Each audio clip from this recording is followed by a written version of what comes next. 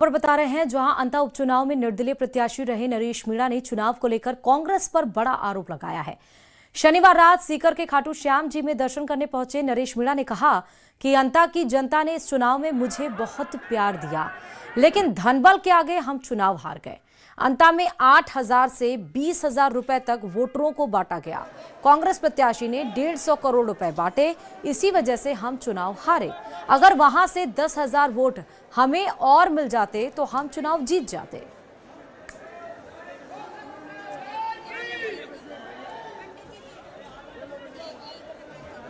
जनता ने बहुत प्यार दिया, आशीर्वाद दिया, लेकिन धनबल के आगे हम चुनाव हार गए। जिस तरह से वहां पर कांग्रेस के प्रत्याशी ने जब पैसा बांटा और भ्रष्टाचार से कमाया हुआ पैसा, 2 नंबर से कमाया हुआ पैसा जब व्यक्ति खर्च करता तो उसको जोर नहीं आता, और उसने जो हजारों करोड़ रुपए जो भ्रष्टाचार से इकट्ठा कर रखा है वो 150 करोड़ रुपए एक 8,000 से लेके 20,000 रुपए तक बांटा गया, और जिसके कारण से हमने चुनाव लूज किया। और बाबा श्याम जिनकी शरण में हम हैं, और बाबा की बेशुमार कृपा रही है, हजारों की तादाद में नौजवानों का आना, गाड़ियां हैं, जुलूस हैं, सभाएं हैं, किसी एक बच्चे के कांटा नहीं कटा।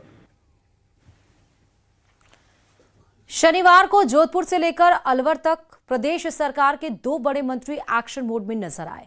जोधपुर में शिक्षा मंत्री मदन दिलावर ने सरकारी स्कूलों का औचक निरीक्षण कर सफाई व्यवस्था की पोल खोल दी, तो अलवर में प्रभारी मंत्री किरोड़ी लाल मीणा ने फर्जी खाद बीज माफिया पर बड़ी कार्रवाई का खुलासा किया। देखिए रिपोर्ट।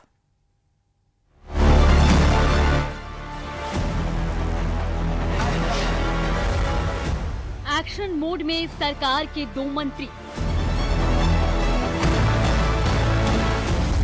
जोधपुर में शिक्षा मंत्री का औचक निरीक्षण। अलवर में किरोड़ी लाल मीणा का बड़ा खुलासा। जोधपुर में शनिवार को शिक्षा मंत्री मदन दिलावर ने सरकारी स्कूलों का औचक निरीक्षण किया और इस दौरान कई कमियां खुलकर सामने आ गई।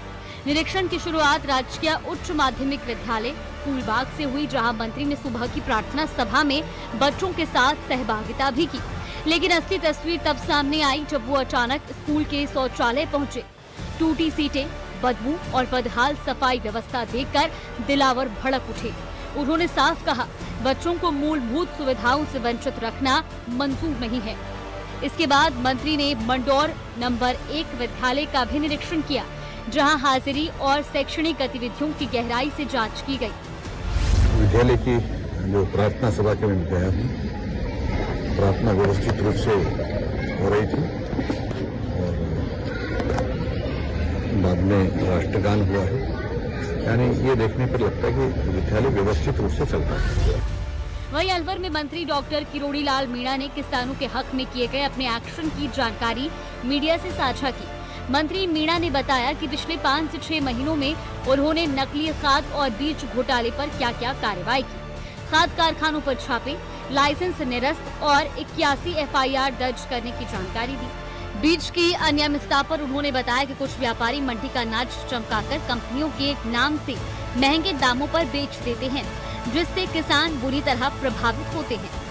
व्यापारी मंडी से अनाज उठाते हैं और उनको बीजों को चमकदार बनाते हैं, चमकदार थैली में डाल के विभिन्न कंपनियों के नाम से बेचते हैं, जिसे 70 रुपए किलो सरसों को 1250 रुपए में किसानों को देते हैं। तो किसान लुट रहा है और किसान का उत्पाद भी नहीं बढ़ पा रहा।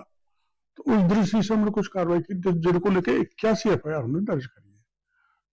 और यही पेस्टिसाइड में किया, यही बायोडीजल में किया। बायोडीजल तो मैंने सिरोही में भी पकड़ा, बीकानेर में भी पकड़ा।